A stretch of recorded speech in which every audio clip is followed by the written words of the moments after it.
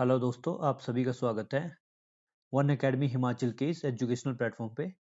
आज की वीडियो में हम एचपी पटवारी के सिलेबस को डिस्कस करेंगे। बेसिकली मैथ्स के सिलेबस को डिस्कस करेंगे क्योंकि हम मैथ का ही कोर्स हम करवाने वाले हैं और कुछ बेसिक कंसेप्ट को भी हम देखेंगे जो कि बहुत ही ज़रूरी हैं जब हम मैथ्स को सीखना चाहते हैं या मैथ्स से रिलेटेड कोई भी हम क्वेश्चंस को सॉल्व करना चाहते हैं। तो ये जो कंसेप्ट है ये सबसे पहले पता होने ही चाहिए। अभी हमारे कुछ स्टूडेंट्स ऐसे होंगे जिनको ये कंसेप्ट पहले से आते होंगे या इसमें कुछ ट्रिक्स वगैरह मैं बताऊंगा वो भी अगर पहले से आती होगी तो वो चाहे तो इस वीडियो को देख भी सकते हैं उनकी तैयारी को अच्छा करने के लिए और बेहतर करने के लिए। लेकिन जो ऐसे स्टूडेंट्स हैं जिनको काफ़ी टाइम हो गया हुआ है मैथ्स को ड्रॉप किए हुए, उन्होंने काफ़ी टाइम से मैथ की जो है वो प्रैक्टिस नहीं की है और काफ़ी टाइम पहले मैथ की बुक को उन्होंने साइड कर दिया हुआ है, तो उनके लिए क्या है कि उनके लिए ये बेसिक कंसेप्ट बहुत ही ज़रूरी है, मस्ट वॉच है कि उनको पहले ये वीडियो ज़रूर देखनी है। मैं इसीलिए ये पहले वीडियो करवा रहा हूँ क्योंकि अभी लाइव जब हम स्टार्ट करेंगे तो ये बेसिक कंसेप्ट अगर मैं समझाने लगूंगा तो कईयों को ये कंसेप्ट पहले से आते होंगे तो उनको कुछ बोरिंग लगेगा। ठीक है, तो मैं चाहता हूँ कि ये कंसेप्ट मैं पहले बता दूं ताकि बाद में जो है हमारा टाइम भी वेस्ट ना हो और जो भी कैंडिडेट्स आए उनको पूरी जानकारी रहे। ठीक है, तो चलिए इस वीडियो को अभी आगे शुरू करते हैं। पहले सिलेबस को देखते हैं। पटवारी का सिलेबस जो है ये एक्सपेक्टेड मैंने अभी यहाँ पे क्यों लिखा है क्योंकि हमारे पास पटवारी की ऑफिशियल नोटिफिकेशन अभी तक आई नहीं है। ये जो भी सिलेबस पहले जिनसे क्वेश्चन आते हैं वही है, बाकी इसमें कुछ और एडिशन करना होगा, जैसे कुछ और सिलेबस हम ऐड कर सकते हैं बाद में जब भी ऑफिशियल नोटिफिकेशन आएगी उसको हम देखेंगे, उसको एनालाइज करेंगे, उसके हिसाब से जो भी इसमें एडिशन करनी होगी हमने सिलेबस में वो हम कर देंगे। फिलहाल के लिए ये सिलेबस है, इसको हम फॉलो करेंगे और इसमें मैक्सिमम सारे टॉपिक लगभग कवर ही हो गए हैं। तो ये हमारा कुछ सिलेबस है। Surds and indices, mensuration, percentage, pipes, time and work, partnership, ratio and proportion, simple interest, probability averages, problem on HCF and LCM, problem on numbers, compound interest, area, time and distance, problem on trains, odd man out, volume, profit and loss, races and games, mixture and allegation, board and streams, permutation and combination, simplification, number and edges, simple equations and quadratic equations। तो ये कुछ हमारा syllabus है। इसमें से जो काफ़ी ज़रूरी है वो सबसे पहले तो हमारा है नंबर सिस्टम, क्योंकि उसको ही हम ये नंबर यहाँ पे नंबर्स एंड एजेस लिखा हुआ है, इसमें नंबर सिस्टम काउंट किया होगा शायद। तो नंबर सिस्टम जो है इससे हमें नंबर्स का पता चलता है, डिविजिबिलिटी रूल और जो है हमारा unit digit method, unit digit कैसे निकालते हैं, तो वो चीज़ें हम इससे पढ़ेंगे। उसके बाद हमारा यहाँ पे रेशो है, रेशो बहुत इंपॉर्टेंट है। रेशो से जो ये काफ़ी जो ये हमारे पास जितने भी टॉपिक हैं एप्टीट्यूड के इसमें रेशो का काफ़ी यूज़ होता है। तो उस हिसाब से हम एक फ्लो बनाएंगे हमारे कोर्स का कि उसमें क्या है, बिल्कुल हम ऐसे हिसाब से पढ़ें कि हमें जो है जो हम अभी पढ़ेंगे उसका यूज़ हमें बाद में हो। ऐसा नहीं कि हमने जो अभी जिसका यूज़ हो रहा है वो हम बाद में पढ़ रहे हैं, तो इससे क्या होगा ना कि कन्फ्यूज़न क्रिएट होगा एक। ठीक है, तो ये आपका सिलेबस है, आप इसको देख लीजिए, स्क्रीनशॉट भी आप ले सकते हैं। वैसे तो आप सभी के पास ही सिलेबस होगा ही पहले से ही। तो मैं आगे बढ़ता हूँ अभी। सबसे पहले ज़रूरी चीज़ें जो आपको पता होनी चाहिए वो है टेबल्स। ठीक है, टेबल्स आपको याद होने चाहिए। आप एक काम करिए, इसका आप स्क्रीनशॉट वगैरह लेकर या आप इसे नोट कर सकते हैं पेन कॉपी पे, और डेली आपने इसको फ्रंट पेज पे रखना है और आपने डेली इसको देखना है ताकि आपको ये रिमेंबर हो जाए। इसको शॉर्टकट पढ़ने का तरीका ये है कि जैसे आप 1 गुणा 1 करेंगे तो यहाँ पे 1 आएगा, अब 1 गुणा 2 करेंगे तो 2 आएगा, 1 गुणा 3 करेंगे तो 3 आएगा। तो मतलब ये यूजुअली 1 का पढ़ रहा है, फिर ये 2 का, ये 3 का, ये 4 का। बस जैसे देखिए ना, 4 गुणा 1 करेंगे 4, 4 एकम 4, 4 दूनी 8, 4 तियाँ 12, यहाँ पे 4 चौका 16, 4 पंजा 20, ऐसे करके करना है इसको।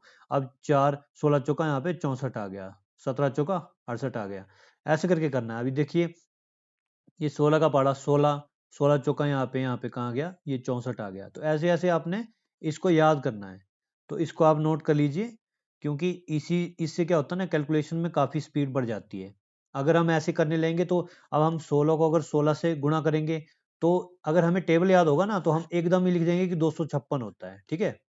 तो यही मेन मोटिव होता है टेबल को सीखने का। तो आप इसको नोट कर लेना। मैं आगे बढ़ता हूँ अभी। सेकंड नंबर पे हमारा है some basic formulas. Basic formulas कौन कौन से हैं? पहले तो है a प्लस बी का होल स्क्वेयर, तो ये सबको पता होने चाहिए। a प्लस बी का होल स्क्वेयर होता है a square plus 2ab plus b square. अब यहाँ पे देखिए, अगर इस 2ab को आप यहाँ लिखेंगे तो भी ठीक है, अगर इसके बाद लिखेंगे तो भी ठीक है। जैसे a square plus b square plus 2ab लिखेंगे तब भी ठीक होगा, इसका कोई फर्क नहीं पड़ता है। अब यहाँ पे देखिए माइनस ए माइनस बी का होल स्क्वायर है, तो इसको याद करने की मैं एक ट्रिक बताता हूँ आपको, कई लोग कंफ्यूज जाते हैं। जो b होता है ना, यहाँ पे जो प्लस b है, तो b की जगह माइनस बी रख दो इस फॉर्मूले में जो प्लस वाला है। तो अगर b की जगह माइनस बी रखेंगे तो माइनस बी का स्क्वायर क्या हो जाएगा, प्लस बी हो जाएगा ना। अब यहाँ पे रखेंगे 2 × a × -b, तो ये प्लस माइनस क्या हो जाएगा, -2ab हो जाएगा। ठीक है, तो ये भी एक चीज है। अब यहाँ पे प्लस माइनस की बात हो रही है, तो मैं आपको एक बेसिक चीज बता देता हूँ कि जहां पे भी आपको प्लस माइनस का कंसेप्ट आता है गुणा करने में, तो उनको कैसे करना। जैसे मान लो आपके पास कहीं आ गया माइनस, माइनस को -1 लिख लेते हैं ताकि आपको अंडरस्टैंडिंग बढ़ जाए। -1 अगर गुणा हो रहा है -1 से तो क्या होगा, -1 गुणा हो रहा है +1 से तो क्या होगा। ठीक है, अगर माइनस यहाँ पे +1 हो रहा है गुणा -1 से तो क्या होगा, और यहाँ पे +1 गुणा हो रहा है +1 से तो क्या होगा। तो देखो भाई, जहाँ पे सेम सेम साइन आते हैं, जैसे यहाँ पे माइनस है यहाँ पे माइनस है, दोनों आपस में गुणा हो रहे हैं, तो वहां पे हमेशा पॉजिटिव साइन आता है। ठीक है, तो ये क्या होगा, प्लस हो जाएगा, +1 हो जाएगा, है ना। और जहाँ पे अपोजिट साइन आते हैं, जैसे यहाँ पे माइनस है यहाँ पे भी माइनस है, तो इस केस में क्या होगा, इस केस में माइनस ही होगा हमेशा। जैसे यहाँ पे माइनस प्लस है, यहाँ पे प्लस माइनस है, तो यहाँ पे भी माइनस ही होगा। और यहाँ पे तो प्लस है तो ऑब्वियसली प्लस ही होगा यहाँ पे। तो ये चीजें ध्यान देने वाली हैं, इन चीजों से आपकी गलतियां होती हैं। अगर किसी को पता नहीं होगा ना कि इसका मतलब क्या होता है, प्लस माइनस क्या होता है, माइनस प्लस क्या होता है, तो उनसे काफी ज्यादा गलतियां हो जाती हैं, और वो उनको आता सब कुछ है लेकिन कैलकुलेशन में मिस्टेक हो जाती है। ठीक है, अभी देखो ये ऊपर वाला फॉर्मूला है a+b², इसको दूसरे फॉर्म में कैसे लिखते हैं। सिर्फ क्या किया हमने, 2ab यहाँ पे प्लस का था ना, इसको दूसरी साइड लेके माइनस का हो गया, तो यहाँ से कौन सा फॉर्मूला निकल के आया, a² + b² का फॉर्मूला। ठीक है, तो ये कुछ नहीं होता है, आपको एक फॉर्मूला सिर्फ याद करना, उसी से सारे फॉर्मूले डिराइव हो जाते हैं। अब यहाँ पे देखो a² - b² का फॉर्मूला आ गया, तो ये भी यहीं से निकला है, ये कहीं और से नहीं निकला है कि अलग से निकाल दिया फॉर्मूला, ऐसा कुछ नहीं है, यहीं से फॉर्मूला निकलता है। लेकिन आपको इसको डायरेक्टली याद करना है, ताकि क्या हो कि आपको जैसे ही क्वेश्चन वहां पे सामने आ जाए तो आपके माइंड में एकदम क्लिक कर जाए कि हाँ ये फॉर्मूला है, इसको हमने यहाँ पे अप्लाई करना है।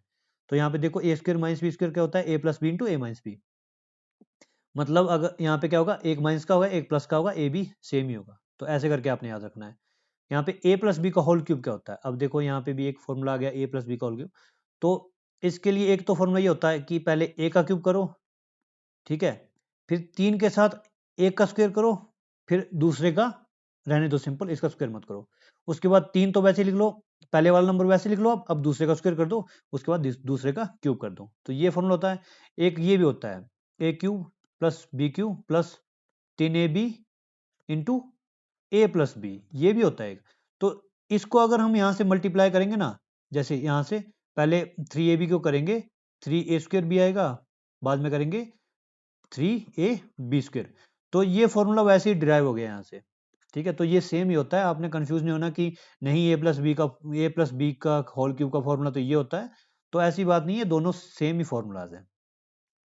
अब अगर किसी को माइनस के फॉर्मूले में कंफ्यूजन आता है, जैसे a - b का फॉर्मूला क्या है, तो उस केस में मैंने आपको जैसे यहाँ पे बताया ना, स्क्वायर के केस में, तो क्यूब के केस में वैसे करना, जहाँ पे b है ना, जो b है यहाँ पे प्लस वाले फॉर्मूले में, उसकी जगह -b पुट कर दो, तब आपका सेम फॉर्मूला डिराइव होकर आ जाएगा। जैसे देखो यहाँ पे जहां जहां पे बी है, अब यहाँ पे बी है एक जगह, तो यहाँ पे -b रखेंगे तो ये माइनस का हो जाएगा, 3a² हो जाएगा माइनस का, क्योंकि यहाँ पे b के ऊपर स्क्वायर नहीं लगा है।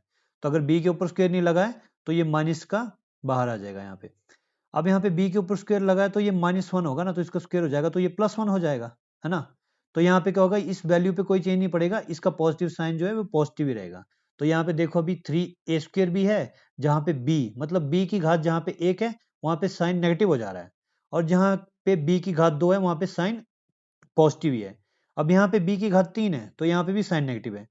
इसका मतलब क्या है कि जहाँ पे ऑड नंबर ऑफ पावर्स हैं, जहाँ पे घाते जो हैं वो ऑड हैं, ऑड समझते हो ना आप कि भाई 1 3 5 7 ऐसे हैं, तो वहां पे जो पावर है वो नेगेटिव होगी। वो कैसे होगी, क्योंकि हमने यहाँ पे पढ़ा था ना कि माइनस गुणा माइनस क्या होता है, प्लस होता है। लेकिन अगर हम दोबारा से इसको गुणा -1 करेंगे तो ये फिर से माइनस हो जाएगा ना, क्योंकि माइनस गुणा प्लस क्या होता है, माइनस, है ना। तो अगर -1 की घात मतलब 3 है तो ये -1 ही होता है, ठीक है। तो ये यहाँ पे कंसेप्ट यूज हुआ है। तो वैसे करके ही यहाँ से एक फॉर्मूला डिराइव होता है। कैसे होता है, यहाँ पे अगर हम ए और बी को कॉमन लेते हैं ना, तो ये फॉर्मूला हमारे पास आ जाता है। तो ये भी आपने याद करने हैं, ये बहुत ज़रूरी है। सिंप्लीफिकेशन में काफ़ी यूज़ होता है इनका, ठीक है। सिंप्लीफिकेशन में एकदम से क्वेश्चन बन जाते हैं इससे। अब ए प्लस बी प्लस सी का स्क्वायर भी ऐसा ही है, पहले ए का स्क्वायर करो, फिर दूसरे का करो, फिर तीसरे करो, फिर सबके साथ 2 लगा दो। एक बार में ये पेयर ले लो, एक बार में ये ले लो, एक बार में ये पेयर ले लो। तो बहुत ईजी होता है, कोई डिफिकल्टी नहीं है। और बी और सी के केस में अगर माइनस है, तो जहाँ पे बी और सी प्लस वाले हैं उसमें माइनस का बी और सी पुट कर दो, सेम फॉर्मूला यहाँ से डिराइव हो जाएगा। तो यही है मेन बातें बताने वाली इसके बारे में।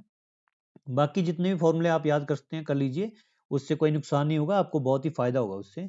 जितने फॉर्मूले आप याद करेंगे उतनी आपकी कैलकुलेशन फास्ट होगी और उतने ही आप कम कंफ्यूज होंगे, ठीक है। क्योंकि जितने फॉर्मूले आपको आते होंगे ना, उतनी ही कंफ्यूजन आपकी मैथ में कम हो जाएगी। तो चलिए आगे देखते हैं। स्क्वेयर्स एंड स्क्वेयर रूट, ठीक है। स्क्वेयर और स्क्वेयर रूट बहुत ही इंपॉर्टेंट रोल प्ले करते हैं ये। अभी ये जो है वैसे बेसिकली तो 25 तक की याद हो तो काफ़ी होता है, उसके बाद मैं आपको ट्रिक बताऊंगा, वह उससे निकाल लेते हैं हम। 100 से ज़्यादा की भी निकाल लेते हैं, 200 300 1000 तक के भी स्क्वेयर निकल जाते हैं ट्रिक से। लेकिन आपको बेसिक ही बातें बतानी होंगी अभी, क्योंकि पटवारी में 1000 का स्क्वेयर तो कहीं निकालने को आएगा नहीं, या 999 का आएगा स्क्वेयर निकालने को। वैसे निकल जाता है, लेकिन वो मैं आपको बाद में जब एडवांस कुछ करवाना होगा तो उस टाइम करवा दूंगा। फिलहाल आपको ना एक से लेकर, देख लो यहाँ पे 30 लिख के तो 30 तक के स्क्वायर याद कर लें, लेकिन 25 तक के तो होने ही चाहिए, ये मस्ट है। बाकी अगर 5 ये कॉम्प्लीमेंट्री है, अगर आपने करने होंगे तो कर लेना। तो ये आप नोट कर लो, ये आपने याद करने हैं, ठीक है। बाकी इसके ट्रिक्स मैं आपको बताता हूँ अभी। अभी देखो भाई, आपने सीखा हुआ है, मैंने आपको बता दिया, आपको 1 से लेकर 25 तक के स्क्वायर आने ही चाहिए। अब उसके बाद कैसे निकालने हैं मैं आपको बताता हूँ। जैसे मान लो कोई नंबर पिक कर लेते हैं, 27 पिक कर लिया, 27 का स्क्वायर कैसे निकलेगा। अब इसको हम निकालते हैं 50 को बेस मान के, हम 50 से देखेंगे। तो सबसे पहले हम देखेंगे यहाँ पे 27 लिख लेते हैं। 27 जो है 50 से कितना कम है, तो हम 50 में से इसको माइनस करते हैं, तो 23 आ जाएगा हमारे पास, है ना। 23 आ गया हमारे पास, ठीक है। अब इस 23 को 25 में से घटाना है, ठीक है। 25 को हमने बेस मारना है और 25 में से घटाते हैं हम। तो कितना बचा, 2 बच गया हमारे पास, ठीक है। इसको लिख दो अभी यहाँ पे। अब 23 का स्क्वायर क्या होता है, देखो अभी यहाँ पे आ गया कि 23 का स्क्वायर क्या होता है। तो मैंने आपको बताया 25 तक आपको याद होनी चाहिए, उसके बाद आप कैलकुलेट कर सकते हैं। जैसे 27 का हम निकाल रहे हैं ना यहाँ पे, तो 27 का निकाल लेंगे हम, तो 25 तक आपको याद होनी चाहिए। तो 25 का सॉरी, यहाँ पे 23 का स्क्वायर कितना होता है, 529, है ना। तो आपने क्या करना है, स्क्वायर के केस में जो लास्ट के 2 डिजिट होते हैं ना, इसको आपने एक साइड कर देना। जैसे 29 को यहाँ पे लिख दिया, और ये जो दूसरा है ना डिजिट, इसको कैरी करके इसमें ऐड कर देना है। तो 5 2 7 हो गया। तो ये 729 आपका आंसर आ गया। ये होता है 27 का स्क्वायर, ठीक है। तो ऐसे करके कोई और नंबर पिक कर लेते हैं। ये तो 50 के अराउंड था, मान लो यहाँ पे लिख लेते हैं 43 लिख लेते हैं, ठीक है। 43 आ गया। अब 43 है, 50 से कितना कम है, 7 कम है, तो 7 का ही स्क्वायर कर दो, 49 आ जाएगा। अब ये 2 डिजिट में, तो इससे कुछ कैरी करने की जरूरत नहीं है। अब जो ये 43 है, इसमें से नहीं घटाना है, हमने घटाना है 25 में से, ठीक है। 25 में से कितना कम है, तो 25 में से 7 कम करना है हमने। 25 में से 7 गए, कितने बचे, 8 7 15, 18 बच गए ना। तो 18 यहाँ पे वैसे ही लिख दो, ठीक है। 1849 आ गया हमारे पास। तो ऐसे करके इसका स्क्वायर निकलता है। अब देखो, अगर आपने स्क्वायर निकालना है 100 को बेस मान के, मतलब आपने कोई वैल्यू है जैसे 87 है, इसका स्क्वायर निकालना है, तो इस केस में क्या होता है ना कि 87 जो है ये 100 से कितना कम है, यही देखते हैं हम, है ना। तो 100 से कितना कम है, ये 100 से है 13, 13 कम है, 13 कम है ना ये। अब 13 ये कम है, तो 13 का स्क्वायर कितना होता है, 169, ये होता है ना। और अब क्या करते हैं ना, इस केस में हम, इस केस में इसी में से घटा देते हैं हम इसको 100 के आधे 50 से नहीं घटाते। जैसे यहाँ पे 50 को बेस मान के करते, लेकिन 25 से कम करते थे, लेकिन इसमें क्या करेंगे, हम इसी नंबर में से घटा देंगे, हम इसको 50 से नहीं घटाएंगे। तो 87 से 13 चले गए, तो कितने बच गए, यहाँ पे 4 आ गया और यहाँ पे 7 आ गया, तो 74 आ गया। लेकिन अभी देखो, हमने इसमें भी ये लेने हैं हमने दो, जो लास्ट के 2 अंक है, एक बच गया, तो एक को यहाँ पे कैरी कर दो, तो 75, यहाँ पे 69, तो 7569 हमारा आंसर आ जाएगा। अभी किसी के मन में सवाल होगा कि सर 100 से ज़्यादा का स्क्वायर कैसे निकालें। तो देखो 100 से ज़्यादा के लिए भी सेम फंडा होता है। अगर इसमें कम आ रहा है, ठीक है, तो कम हमें कम करना पड़ता है, माइनस करना पड़ता है। अगर 100 से ज़्यादा है तो उसमें ऐड करना पड़ता है। जैसे देखो 114 का स्क्वायर निकालते हैं हम, ठीक है, ये 114 है, इसका स्क्वायर निकालेंगे तो ये 100 में कितना ज़्यादा है, 14 ज़्यादा ना, तो 14 का स्क्वायर लिख लो यहाँ पे। 14 का स्क्वायर कितना होता है 196। अब 100 में 14 ज़्यादा है तो 14 इसमें ऐड कर दो, 114 और 14 कितना होता है 128। अभी यहाँ पे 196 196, तो इसमें से एक कैरी कर लेना है, तो ये क्या बन जाएगा 129 96। तो ऐसे करके हो जाएगा ये भी, ठीक है। ये उतना डिफिकल्ट नहीं होता है, काफ़ी इजी होता है। आप इसकी प्रैक्टिस करेंगे तो आपको आदत पड़ जाएगी इसकी।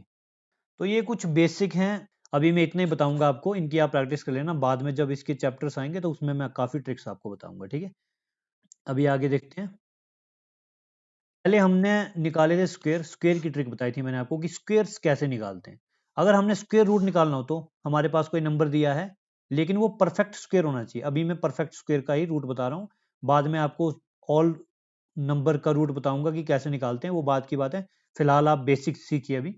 तो स्क्वायर रूट कैसे निकालना, जब हमारे पास कोई नंबर दिया हो, कोई परफेक्ट स्क्वायर नंबर होना चाहिए। परफेक्ट स्क्वायर नंबर का मतलब होता है कि अगर हम उसका रूट निकालेंगे तो हमारे पास एक नेचुरल नंबर आना चाहिए। नेचुरल नंबर जैसे 1 2 3 4, डेसिमल में नहीं आना चाहिए, पॉइंट में वैल्यू नहीं आनी चाहिए, एक नेचुरल नंबर आना चाहिए, ठीक है। तो वो कैसे निकालते हैं, पहले हम एक एग्जाम्पल ले लेते हैं। यहाँ पे बहुत ईजी होता है, सिंपल एग्जाम्पल लेते हैं। पहले यहाँ पे हमें पता है 625 क्या होता है, 25 का स्क्वायर होता है, तो हम पहले इसी का रूट निकालते हैं, ठीक है। इन दो को अलग कर दो, इस एक को अलग कर दो, ठीक है। अभी हमें पता होता है कि एक का स्क्वायर होता है एक, दो का स्क्वायर होता है 4, तीन का स्क्वायर होता है 9। लेकिन ये तो 6 है यहाँ पे, तो 6 किसके बीच में आ रहा है, 4 और 9 के बीच में यहाँ पे 6 आ रहा है, ठीक है, यहाँ पे आ रहा है। तो जो छोटा वाला नंबर है ना उसको पहले लिख लो। तो यहाँ पे क्या आ गया, 2 लेना है हमने यहाँ पे, क्योंकि 2 है छोटी वैल्यू, ठीक है, और इसके बीच में लाई कर रहा है तो हम छोटी वैल्यू लेंगे हमेशा, तो 2 यहाँ पे आ गया। अब हमें पता है कि जो 5 का स्क्वायर है ना वो हमेशा 5 में ही एंड करता है। जैसे अगर 5 का स्क्वायर करेंगे तो 25 आएगा, या 15 करेंगे तो 225 आएगा। तो ऐसे करके जो 5 का स्क्वायर होता है वो हमेशा 5 में एंड करता है। तो यहाँ पे सिंपली 25 आ गया, ये तो काफ़ी सिंपल था। अभी देखते हैं एक और क्वेश्चन लेते हैं। एक वैल्यू हम लेते हैं 4489, ठीक है, ये वैल्यू हमने ले ली, इसका हम अंडरूट निकालेंगे। तो वैसे ही करेंगे, 2 को साइड में रख लेंगे, 2 को साइड में रख लेंगे। अब जो ये नंबर है ये किसके बीच में आएगा, जो 44 है फर्स्ट वाला नंबर, ये फर्स्ट नंबर जो है किसके बीच में आएगा ये, तो हम देखेंगे अभी। तो 3 का स्क्वायर हमने लिख लिया था, 4 का स्क्वायर होता है 16, 5 का होता है 25, 6 का होता है 36, 7 का होता है 49। तो 7 का 49 होता है स्क्वायर, लेकिन यहाँ पे 44 है मतलब कम है, तो 6 वाले को लेंगे हम, 6 का स्क्वायर लेंगे हम, तो 6 का स्क्वायर होता है 36। तो हम 6 को तो यहाँ पे हमने लिख लिया, ठीक है, 6 हमारे पास आ गया। लेकिन जो लास्ट का नंबर है इसका कैसे पता लगेगा। अब ये 9 दिया है यहाँ पे, तो 9 कब आता है, अगर हम 3 का स्क्वायर करेंगे तो 9 आएगा, 7 का स्क्वायर करेंगे तो भी 9 आएगा। अब यहाँ पे तो हम कंफ्यूज हो जाएंगे कि भाई यहाँ पे 3 लें कि 7 लें, क्योंकि यहाँ पे तो दोनों नंबर आ रहे हैं, है ना। तो हम इस केस में हम क्या करते हैं कि इस केस में हम जो ये नंबर है, जो ये 6 दिया है, इसको हम इसके अगले वाले नंबर से मल्टीप्लाई करते हैं। जैसे 6 को 7 से करेंगे तो क्या आएगा, 42 आएगा, हमारे पास 42 आ गया। अब ये नंबर हमने देखना है कि ये 42 जो है ये पहले वाले नंबर से छोटा है कि बड़ा है। अगर ये नंबर जो नंबर 1 है ये 42 से बड़ा है तो हम बड़े वाला नंबर लेंगे, अगर ये 42 से छोटा है तो छोटे वाला नंबर लेंगे।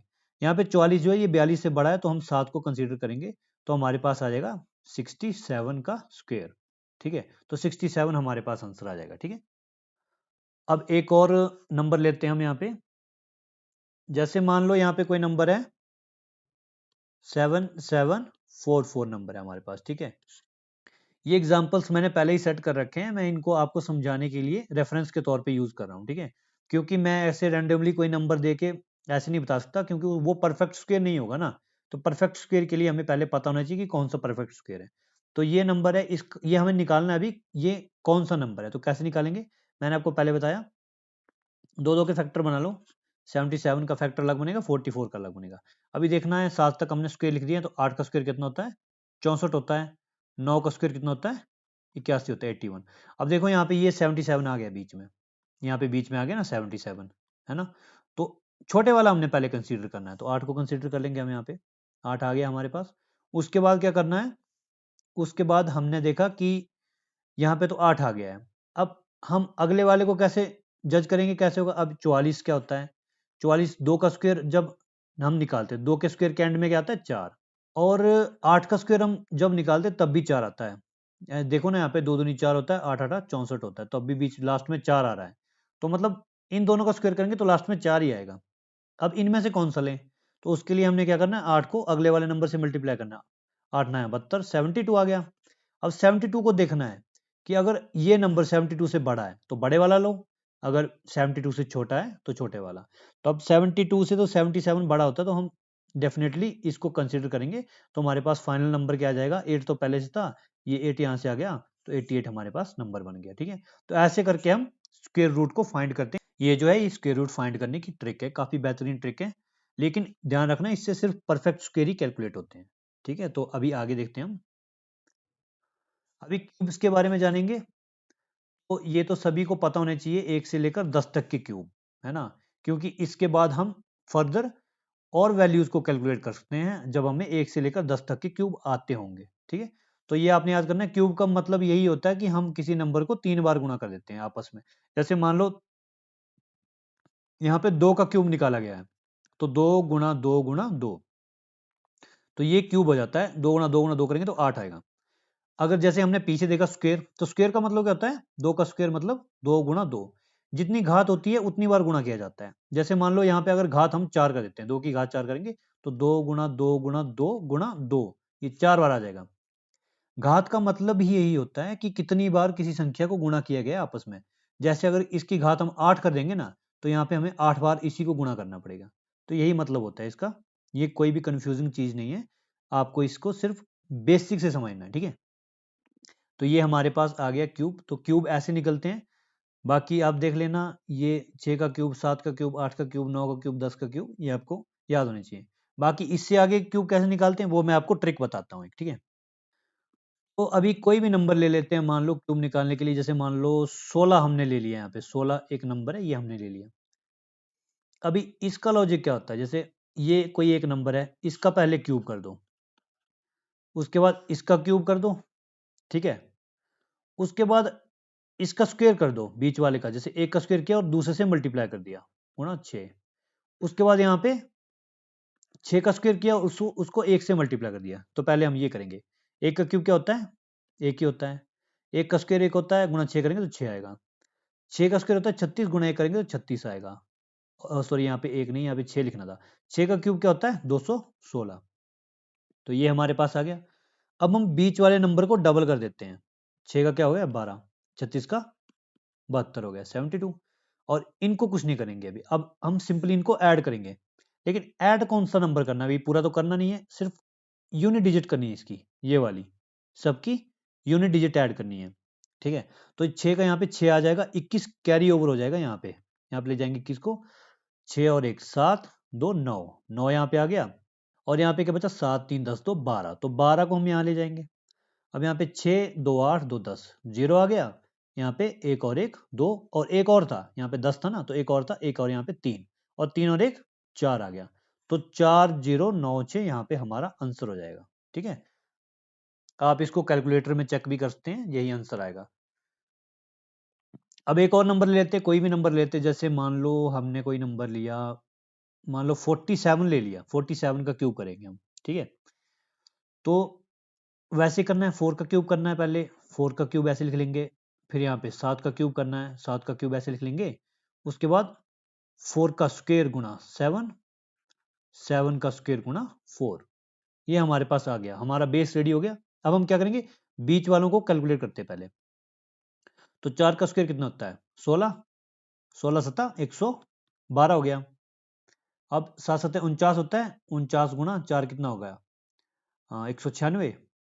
तो यहाँ पे 196 आ गया। ठीक है, तो अब हमने क्या करना है, क्या सीखा था हमने, इसको हमने डबल कर देना बीच वाले को। 112 दूनी 224 आ गया, और 196 होता है 200 दूनी 400, और ये आ गया आपका 392 आ गया। ठीक है, तो अब 7 का क्यूब कितना होता है 343, ये आपको याद होनी चाहिए। ठीक है, तभी इतनी जल्दी आप कर पाएंगे इसको। और 4 का क्यूब 64 होता है। अब हम सीधा इसको ऐड करेंगे, तो क्या करेंगे हम यूनिट डिजिट ऐड करेंगे। पहले मैंने बोला था यूनिट डिजिट ऐड करनी है, तो 3 को यहाँ पे लिख दिया, उसके 34 यहाँ पे आ गया, 34 आ गया यहाँ पे, 6 4 10 2 12, तो एक भी यहाँ पे आ जाएगा, है ना। तो यहाँ पे हो जाएगा 9 9 18 और 4 22, तो 22 के यहाँ पे 2 लिख लेते हैं, बाकी 3 और 1 4 2 6 62 आ गया, तो 62 को अब यहाँ पे लिख दो, ठीक है। 4 2 6 2 8, 8 आ गया यहाँ पे। अब इसको ऐड करते हैं, 22 और 11 कितने होते हैं, 33 और 6 39 होते हैं ना, तो यहाँ पे 39 ऐड कर दो, तो यहाँ पे क्या हो जाएगा, 9 4 13 3 बचा 1, 6 3 और 1 10, तो ये हमारा आंसर आ गया 10 38 23। तो ऐसे करके आपने क्यूब को कैलकुलेट करना है, किसी भी नंबर का क्यूब आप ऐसे निकाल सकते हैं। अब इसके पीछे का लॉजिक मैं आपको बताता हूँ क्या है, ठीक है। ये कुछ नहीं है, ये a प्लस बी का होल क्यूब का फॉर्मूला है, ठीक है। अब आप चौंक जाएंगे कि ये सर ये तो a प्लस बी का होल क्यूब है, हमने सोचा पता नहीं कौन सी ट्रिक है ये। तो ये सिंपली a प्लस बी का होल क्यूब है, मैं बताता हूँ कैसे है। यहाँ पे देखो a क्यूब, ये आ गया b क्यूब, जब अगर हम इसको a और b मानते हैं, ठीक है। ये a क्यूब आ गया, ये b क्यूब आ गया। दूसरा इंक ले लेता हूँ 1 मिनट, तभी आपको अच्छा समझ में आएगा। ये a है, ये b है, और ये इसका a क्यूब आ गया, ये b क्यूब आ गया, है ना। अब बीच में क्या है, ये है a स्क्वेयर b, है ना। यहाँ पे भी ये b स्क्वेयर a है। उसके बाद हम इसको डबल करते हैं, तो ये क्या बन गया, 2a स्क्वेयर b बन गया ना, यहाँ पे 2a स्क्वेयर b बन गया। ये क्या बन गया, 2a b स्क्वेयर। अब जब इनको ऐड करेंगे ना आपस में, तो ये क्या बन जाएगा पता है आपको, ये ऊपर a क्यूब है प्लस ये 2a स्क्वेयर b है, इसमें a स्क्वेयर b, एक एक ए स्क्वेयर बी है ना, इसका डबल, जैसे हमने 6 का 12 किया था ना, तो ये 2a स्क्वेयर बी बन गया था, यहाँ पे उल्टा लिख दिया मैंने। तो ये 2a स्क्वेयर बी प्लस ए स्क्वेयर बी क्या बन जाएगा, 3a स्क्वेयर बी। तो वैसे यहाँ पे क्या बन जाएगा, 3a बी स्क्वेयर, और लास्ट में क्या बन जाएगा, बी क्यूब। तो देखो यहाँ पे फिर से फॉर्मूला बन गया a प्लस बी का होल क्यूब। तो इसी फॉर्मूले से ये ट्रिक निकाली गई है कि अगर हम इसको ऐसे करेंगे तो ये ट्रिक बन जाएगी एक, ठीक है। तो ऐसे करके भी आप समझ सकते हैं इसको। तो चलिए अब अगला देखते हैं। यहाँ पे तो हमने देख लिया कि जो हमने क्यूब निकालना है तो कैसे निकालेंगे, लेकिन अगर हमने क्यूब रूट निकालना है, क्यूब रूट, तो हम कैसे निकालेंगे। तो इसके लिए मैं एक नंबर ले लेता हूँ कोई भी जिसका जो परफेक्ट क्यूब हो, यहाँ पे भी मैं परफेक्ट क्यूब की बात कर रहा हूँ, ठीक है।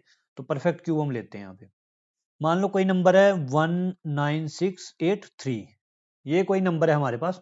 स्क्वायर के केस में हम क्या करते थे कि पहले दो ये डिजिट है इसको कैलकुलेट करते थे, इसको साइड रख देते थे। लेकिन क्यूब के केस में हम क्या करेंगे, क्यूब के केस में हम इन तीनों को काउंट कर लेंगे, तीनों को साइड रख देंगे, इसको इन दोनों को अलग रख देंगे। तो अब यहाँ पे वही बात है कि क्यूब तो आपके 10 तक तो आने चाहिए। तो एक का क्यूब कितना होता है, एक ही होता है। दो का होता है 8, तीन का होता है 27, चार का होता है 64। अभी फिलहाल यहाँ तक लिखते हैं। 19 कहाँ पे आ रहा है, यहाँ पे देखो 8 है, यहाँ पे 27 है, मतलब बीच में यहाँ पे 19 आ रहा है, यहाँ पे 19 आ रहा है। तो मतलब दो क्यूब और तीन के क्यूब के बीच में 19 आ रहा है, तो हम छोटा वाला कंसीडर करेंगे यहाँ पे। दो को यहाँ पे हम कंसीडर करेंगे, तो दो हमने लिख दिया यहाँ पे। अब यहाँ पे देखो ये लास्ट वाली डिजिट क्या है, 3 है, यहाँ पे 3 है ना लास्ट वाली डिजिट। तो 3 कब आता है किसका, जब हम क्यूब करेंगे तो 3 आएगा। तो यहाँ पे देखो एक का क्यूब करते हैं, एक आता है, दो का क्यूब करते हैं 8 आता है, तीन का करते हैं 27 आता है, चार करते हैं 64 आता है, जब 5 का करते हैं क्या आता है, तो 125 आएगा ना, लास्ट में 5 ही आएगा। 6 का करते हैं तो 216, यहाँ पे लास्ट में 6 आता है। 7 का करते हैं तो 343, 8 का करते हैं तो 512, 9 का करते हैं तो 729, और 10 का 1000। तो यहाँ पे 3 कहाँ पे आया, जब 7 का क्यूब हमने किया। इसका मतलब सीधा सीधा है कि यहाँ पे लास्ट में 7 ही होगा, ठीक है। यहाँ पे कोई फंडा नहीं होता है, यहाँ पे इसलिए फंडा नहीं होता है क्योंकि अगर आप देखेंगे ना कि हर एक यूनिट डिजिट अलग आती है जब अलग अलग का स्क्वायर करते हैं। जैसे एक का स्क्वायर करेंगे तो एक आएगी, दो का करेंगे तो 8 आएगी, वैसे अगर 8 का करेंगे तो 2 आएगी। ये उल्टा होता है इसमें सिस्टम, जैसे 8 का क्यूब करेंगे तो लास्ट में 2 आएगा, 2 का करेंगे तो 8 आएगा। अब 3 का करेंगे तो 7 आएगा, 7 का करेंगे तो 3 आएगा यहाँ पे। 6 का करेंगे तो 6 ही आएगा, 5 करेंगे तो 5 ही आएगा, ठीक है। 4 का करेंगे तो 4 ही आएगा। तो ये तीन चीजें, और 10 का करेंगे तो लास्ट में 0 ही आएगा, 0 0। 9 का भी 9 ही आएगा, ठीक है। तो ये चीजें हैं, है ना। इसमें सिर्फ ये अलग है, जो 2 8, ये बीच में 2 नंबर, और ये बीच में यहाँ पे 2 नंबर ही है। उसके अलावा जितने भी नंबर है यहाँ पे उनके एंड का डिजिट वही आता है। जैसे मान लो अगर एक का क्यूब करेंगे तो एक ही आएगा, वैसे ही 4 का करेंगे तो 4 ही आएगा, 5 करेंगे तो 5 ही आएगा।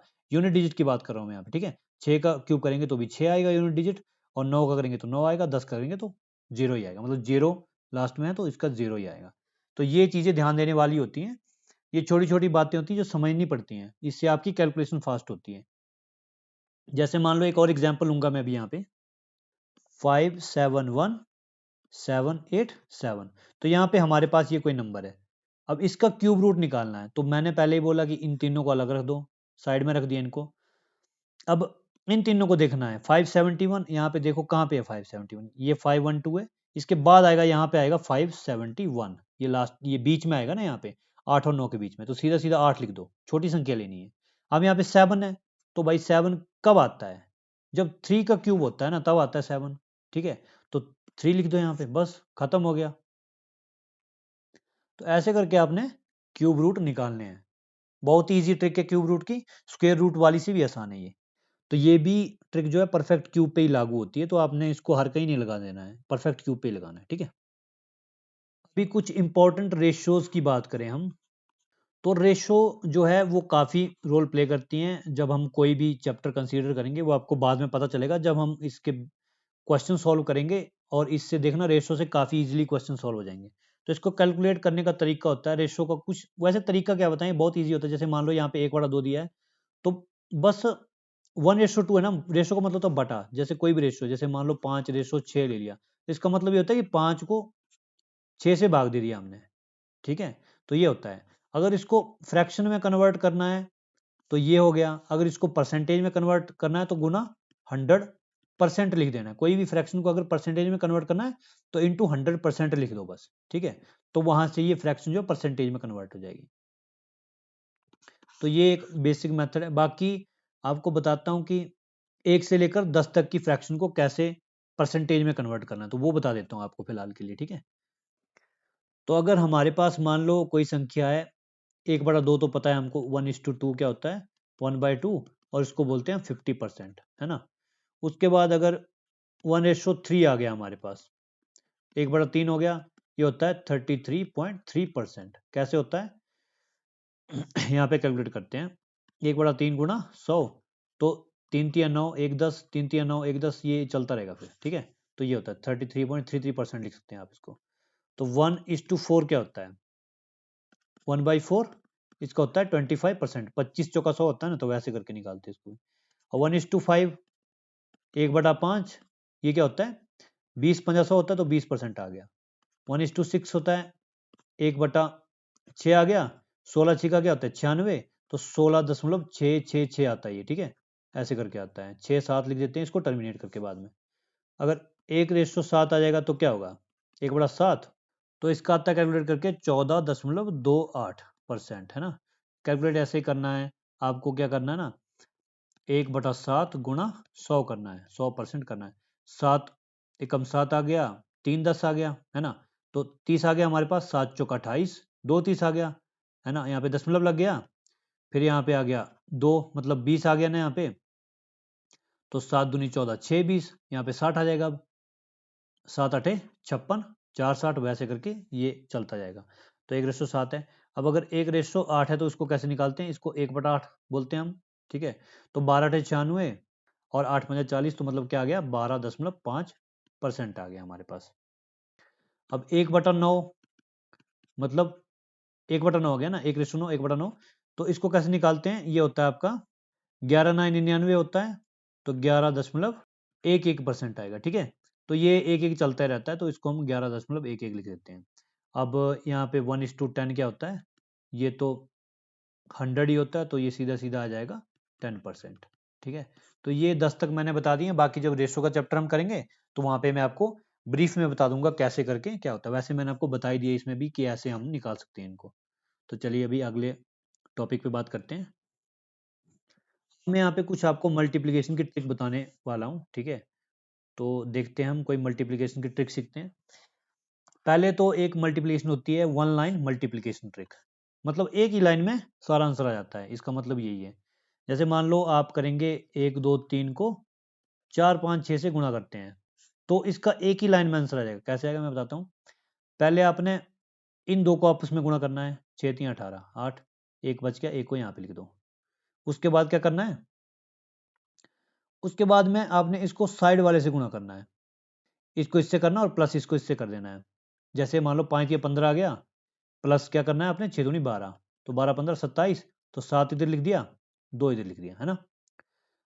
अब क्या करना है आपने, अब आपने करना है इस थर्ड वाले को इससे और इसको इससे आपस में गुणा करना है और जोड़ देना है, फिर इनको आपस में जोड़ देना है। ठीक है, कैसे करना है, 4 3 12 और 6 कम 6, 12 6 18, 18 आ गया, 5 दूनी 10, ये आ गया यहाँ पे 18 10 28 आ गया, 8 यहाँ पे लिखना है, 2 यहाँ पे लिखना है। ठीक है, अब ये तो हम यहाँ पे पहुंच गए। अब हमने इसको छोड़ देना है, इस गैप को छोड़ देना है हमने, हम इसको ही कंसिडर करेंगे, जो ये दो हैं इनको अब कंसिडर करेंगे। ठीक है, तो क्या होगा इसमें, अब इसमें हमने इसको गुणा करना है, 5 एकम 5, 4 दूनी 8, 8 5 13, 3 आ गया, एक यहाँ पे आ गया, है ना।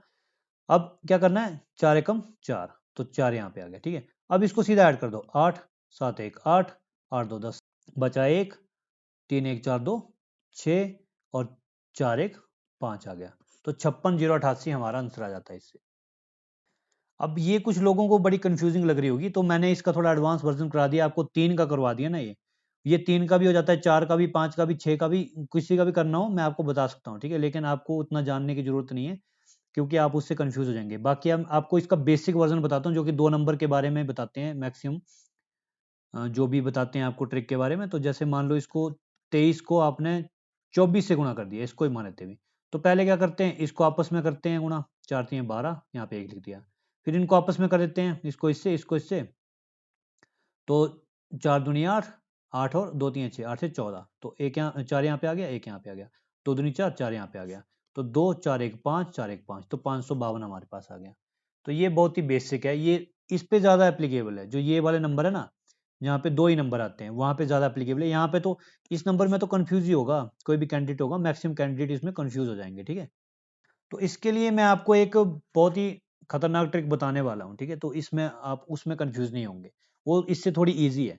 तो देखते हैं अभी इसको, ये फास्ट मल्टीप्लिकेशन ट्रिक तो मैंने फास्ट ऐसे लिख दिया क्योंकि फास्ट है ये। बाकी इसको देखते हैं, जैसे हमने पिछले वाले क्वेश्चन को किया था ना, उसी को करेंगे। इसमें हमने क्या किया था, 1 2 3 को, अब इसमें हम क्या करेंगे कि जो दूसरा नंबर होगा ना, उसको हम यहाँ पे लिखेंगे 4 5 6। ठीक है, ऐसे लिखेंगे। तो हम इसको बारी बारी गुणा करते हैं, 4 निकम 4 आ गया, 4 दूनी 8 आ गया, 4 तीन 12 आ गया ना। अब 5, ये 5 आ गया, 5 दूनी 10, 5 तीन 15, यहाँ पे 6, यहाँ पे 6 दूनी 12, 12 लिखना है यहाँ पे, और 6 तीन 18 आ गया, ये आ गया हमारे पास। अब हम क्या करेंगे, हम इसको ऐसे लाइन लगा देंगे। ठीक है, मैं दूसरे दूसरे उससे लाइन लगाता हूँ। ठीक है, दूसरे कलर से, एक मिनट, ताकि थोड़ा कन्फ्यूजन कम हो जाए। जैसे रेड कलर को यूज़ करते हैं ना, तो ये यहाँ पे लगाते हैं, लाइन लगा देते हैं यहाँ पे। देखो, ये मैंने, ये बार अलग करनी है हमने। ठीक है, ऐसे तिरछी तिरछी लाइन लगाती हैं, तिरछी तिरछी लाइनें लगाते हैं ऐसे। तो अब क्या करते हैं, अब हम इसको कैलकुलेट करते हैं। अब यहाँ पे एक लाइन लगा लो, कैलकुलेट करना है, यूनिट डिजिट लेनी है, 18, 8 ले लिए, इसका एक बच गया ना, एक को यहाँ पे रख दो, 15 और 1 16, 16 और 12 28, 28 का भी 8 आ गया, 8 यहाँ पे लिख लो, 2 बच गया, 2 यहाँ पे लिख दो, 10 2 12, 12 12 24 और 6 30 आ गया। ठीक है, 30 का 0 यहाँ पे लिख दो, 3 यहाँ पे लिख दो, 8 3 11, 11 और 5 कितने होते हैं, 16, 16 का 6 यहाँ पे लिख दो, एक बचा, एक यहाँ पे लिख दो, 4 और 1 5। तो देखो यहाँ पे कितनी आसानी से आ गया, 56,088 हमारा। पिछला भी यही आया था। तो ये वाली ट्रिक जो है ना, ये बड़े नंबर पे काम करती है। जैसे यहाँ पे यहाँ पे भी हम एक नंबर लिख लेते हैं, तब भी वो काम कर जाएगी। यहाँ पे भी अगर लिख लेते हैं, तब भी मतलब 4 4 वाले नंबर होंगे ना, उस पे भी ये काम कर जाएगी। लेकिन जो दूसरी वाली है, काम तो वो भी कर जाएगी, लेकिन उसमें जो क्या है, टाइम काफी कंज्यूम होगा आपका। ठीक है, तो आपने बड़े नंबर पे इसी ट्रिक को यूज करना है। अभी एक फास्ट डिवीजन ट्रिक देख लेते हैं। ठीक है, डिवीजन को कैसे फास्ट किया जाए। तो इसमें ये बेसिकली कुछ ही नंबर्स पे काम करता है। जैसे मान लो कोई नंबर है, 6/4 दिया हुआ है। अब यहाँ पे बटे वाले भाग को देखना है, जो नीचे दिया हुआ है ना, इसको हमने देखना है। अगर ये 4 है, इसको क्या करो, 5 से मल्टीप्लाई कर दो। क्यों कर रहे हैं हम, क्योंकि हम नीचे क्या बना रहे हैं, 0। ठीक है, ऊपर वाले को 5 से मल्टीप्लाई कर दो, तो ऊपर आ जाएगा 6 5 30, नीचे आएगा 5 चौका 20। तो इसको काट देंगे तो 3/2 ईजी हो जाएगा ना, 1.5 होता है। ठीक है, तो ऐसे करके आएगा ये। वैसे ये तो ईजी था, लेकिन आपको बड़े नंबर बताता हूँ। जैसे मान लो 618/25 लिखा हुआ है, तो इसको आप कैसे करेंगे? तो आपने क्या करना है, गुणा 4 कर देना नीचे, गुणा ऊपर भी 4 कर देना। क्यों करना है? क्योंकि 25 का 100 होता है। अभी यहाँ पे देखो, गुणा करना ईजी है, भाग करना मुश्किल है। ठीक है, तो 618 गुणा 4 करेंगे अगर हम, ठीक है, 8 को 32, 2 बचा 3, 4 एकम 4 3 7 आ गया, और 4 6 का 24, तो 24 72 आ गया हमारे पास, है ना। और नीचे क्या बनेगा, 100 बन जाएगा ना, तो सीधा 2 अंक छोड़ के डेसिमल लगा दो, तो सिंपली हमारे पास आ गया। देखो, आराम आराम से आ गया ना क्वेश्चन का आंसर। ये तो यहाँ पे 25 है। अगर यहाँ पे मान लो 5 दिया हो, अगर 5 दिया हो तो 2 से गुणा करना है, हमने सिंपली जीरो बनाना होता है बस लास्ट में। अगर 25 दिया है तो 4 से गुणा करो, 100 बन जाएगा। 5 दिया हो तो 2 से गुणा करो, 10 बन जाएगा। वैसे वैसे करके हमारे पास जो भी नंबर दिए होंगे जिसका हम नीचे जीरो बना सकते हैं, हमने वही काउंट करने हैं। ठीक है, तो यही इस ट्रिक का मेन मोटिव है। इससे आपके जहां जहां भी ऐसे क्वेश्चन आएंगे इजीली सॉल्व हो जाएंगे। ठीक है दोस्तों, यही थी आज की वीडियो। इसमें मैंने जो भी बेसिक कंसेप्ट आपको बताया, आपने ध्यान रखना है कि आप सारे उनको सीख लें पहले, क्लास स्टार्ट करने से पहले। वैसे भी अब हमारी क्लास स्टार्ट ही हो रही है, तो अभी लाइव क्लास में मिलेंगे हम। बाकी बेसिकली नंबर सिस्टम से हम स्टार्ट करने वाले हैं। तो नंबर सिस्टम में आपको पहले बेसिक इंट्रोडक्शन मिलेगा, बाद में उसके क्वेश्चन भी हम करवा देंगे। ठीक है, तो आज की वीडियो में यही करते हैं, बाकी मिलते हैं लाइव क्लास में। धन्यवाद, थैंक्स फॉर वॉचिंग।